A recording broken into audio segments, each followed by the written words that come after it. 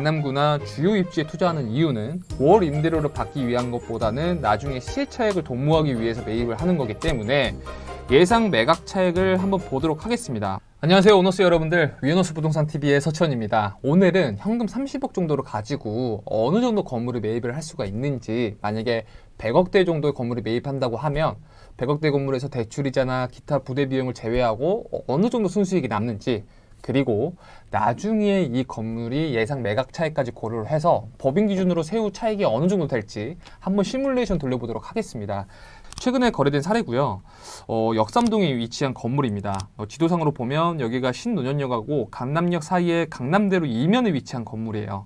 아무래도 이쪽 강남대로는 대한민국에서 가장 유동인구가 많은 지역 중에 하나이죠. 이쪽에서 이제 업무 시설이라든지 근린 상가들이 가장 많이 분포해 있기 때문에 이쪽에 위치한 건물이고요. 여기 4번 출구에서 도보로 한 170m 정도로 3분 거리에 위치를 해 있습니다. 그래서 이 건물이 팔렸다는 건데 작년 12월 달에 거래가 됐습니다. 98억 9천만 원이고요. 지하 1층부터 지상 5층인 건물이에요. 그래서 지금 월 임대료가 지금 임차인들이 다 들어와 있는 상태여서 보증금 2억 7천에 월 임대료가 2,500만 원, 관리비까지 합쳤을 때 2,700만 원으로 월 수익률이 한 3.4% 정도가 나옵니다. 근데 이제 건물 가액을 제가 400만 원 정도로 산정을 했거든요. 그 이유가 이게 2008년도에 신축을 했지만 2017년도에 한 차례 팔렸어요. 한 54억 정도의 건물이 팔려서 지금 현재 건물을 매각하신 매도인 분이 2017년도에 54억 정도에 사서 2019년도에 건물을 전체 리모델링을 했습니다.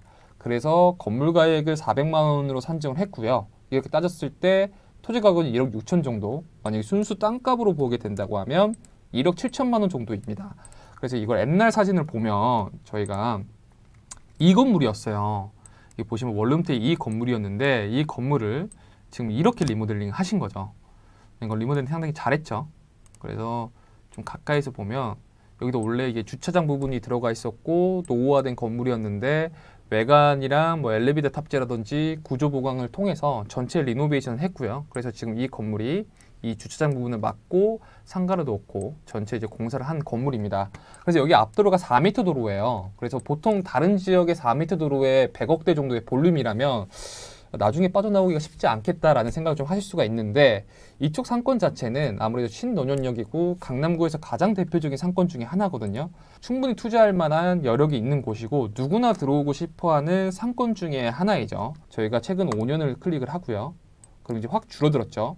여기 보이시는 이 라인으로 봤을 때 이 색깔이 조금 다르죠. 여기는 전용 일반 주거지역이고요.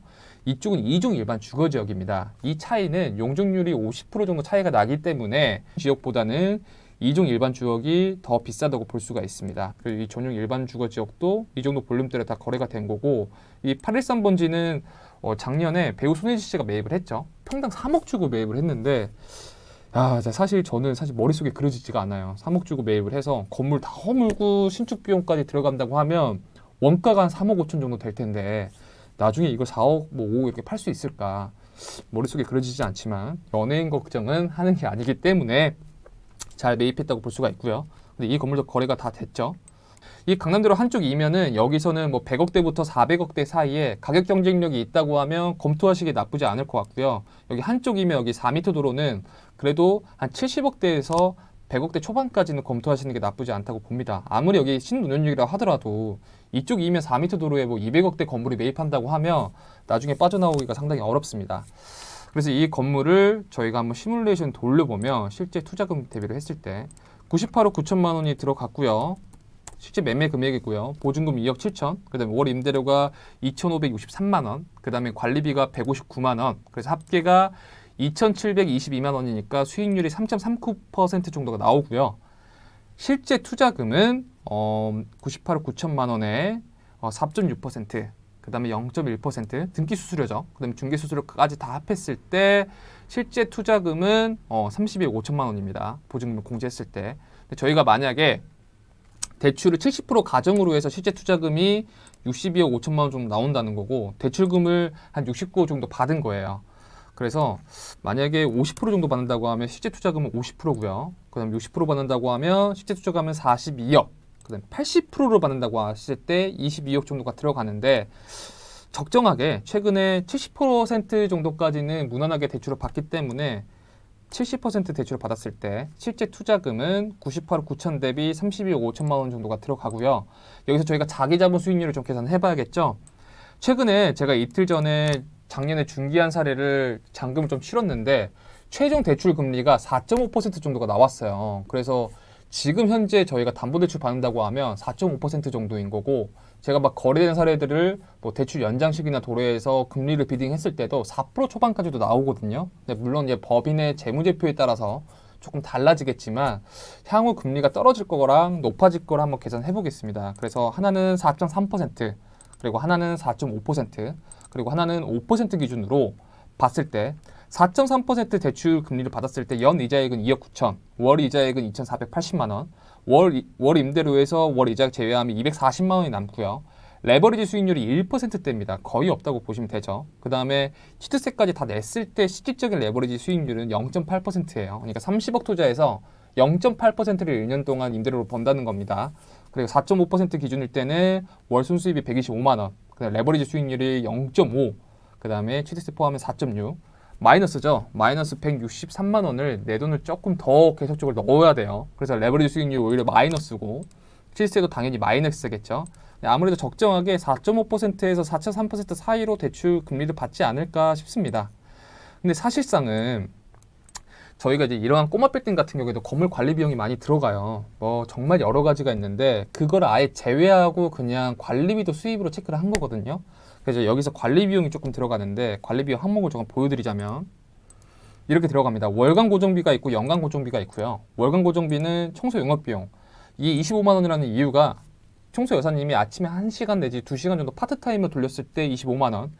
보통 꼬마 빌딩은 50kW에서 60kW이기 때문에 이 전기 안전관리자 비용까지는 안 낼 거예요. 근데 일단은 기입을 해놓은 거고요. 그 다음에 승강기는 반드시 유지관리 해야 되기 때문에 월 15만 원.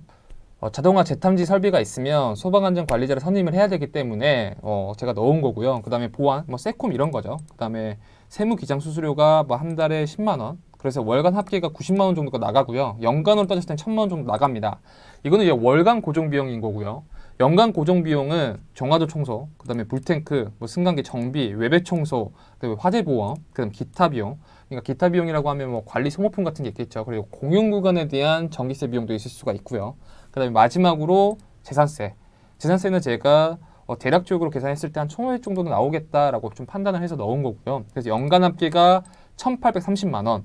그 다음에 월간이랑 연간 합쳤을 때 1년간 2,900만 원 정도가 고정비용을 나간다고 보시면 되고요. 그 다음에 이걸 월 고정비용을 바꿨을 때는 242만 원 정도가 발생이 됩니다. 그럼 다시 돌아와서 242만 원을 제외를 하면 2,321만 원입니다. 2,321만 원. 그럼 수익률은 3%대로 떨어지고요. 240만 원 정도까지는 다 발생되지 않을 수가 있고요. 조금 보수적으로 잡아서 한 200만 원 혹은 180만 원 정도가 나갈 겁니다. 그것까지 봤을 때도 그래도 마이너스죠. 하지만 저희가 강남구나 주요 입지에 투자하는 이유는 월 임대료를 받기 위한 것보다는 나중에 시세 차익을 도모하기 위해서 매입을 하는 거기 때문에 예상 매각 차익을 한번 보도록 하겠습니다. 그래서 3년 정도 좀 잡고 나중에 한 2억 2천 정도에 거래된다고 했을 때 125억 정도는 가능성이 있어 보입니다. 그래서 125억 정도에 만약에 거래가 된다고 봤을 때 한번 시뮬레이션을 돌려보도록 하겠습니다. 125억 정도에 만약에 건물을 저희가 팔았어요. 그럼 이제 중개 수수료도 또 내겠죠. 그 다음에 취득 원가를 또 빼줘야 돼요. 그래서 이걸 다 공제를 하면 세전 매각 차액, 그러니까 세금을 납부하기 전 매각 차액이 19억 정도가 발생을 하고요. 여기에 만약에 저희가 법인으로 취득했다면 법인세 이제 단위세율이 22%를 공제를 하면 법인세가 4억 2천 정도가 발생을 해요.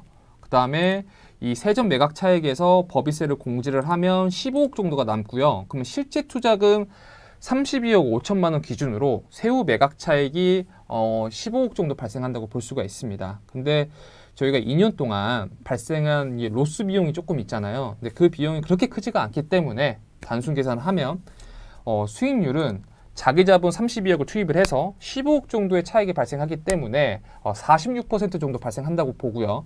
만약 보유 기간을 2년이라고 봤을 때 연간 32억 5천만 원 투자해서 23% 정도의 수익이 발생한다고 볼 수가 있고, 만약에 보유기간이 3년이라고 하면 15%, 보유기간이 4년이라고 하면 10%, 보유기간이 1년이라고 하면 46% 정도가 나올 수가 있습니다. 오늘은 제가 실제 현금 30억 정도로 가지고 100억대 건물을 매입을 하게 된다고 하면 월 이자 비용과 대출이자 기타 여러 가지 비용을 제외하고 어느 정도 순이익이 남는지, 그리고 예상 매각 차익을 조금 고려를 해서 제가 한번 보여드렸는데요. 여러분들이 보시기에는 이번 매매 사례가 잘 매입하신 것 같으신가요? 신노현이 먹자 상권이라는 이점으로 봤을 때는 나쁘지 않게 투자를 하신 것 같아요. 아무리 강남이라도 주변 시세 대비해서 조금 싸게 샀다고 하더라도 나중에 건물을 팔았을 때 자기 자본 수익률이 많이 나오지 않는다고 하면 사실 그거는 좋은 투자가 아닙니다. 나중에 어느 정도의 수익을 내가 환원할 수 있을지 한번 전체적으로 시뮬레이션 돌려보는 게 가장 중요하고요. 그리고 저희가 이제 건물을 매입을 할 때 기타 비용이라든지 이런 것들을 산정을 안 하시는 분들이 상당히 많아요.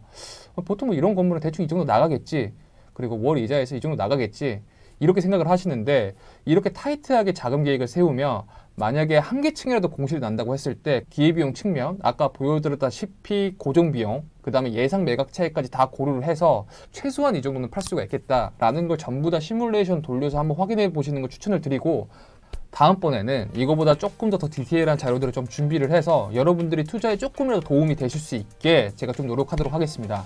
저에게는 구독과 좋아요가 가장 큰 힘이 되고요. 우리 모두 빌딩의 오너가 되는 그날까지 위너스 부동산 TV가 함께 하도록 하겠습니다. 다음 컨텐츠에서 만나 뵙도록 하겠습니다. 감사합니다.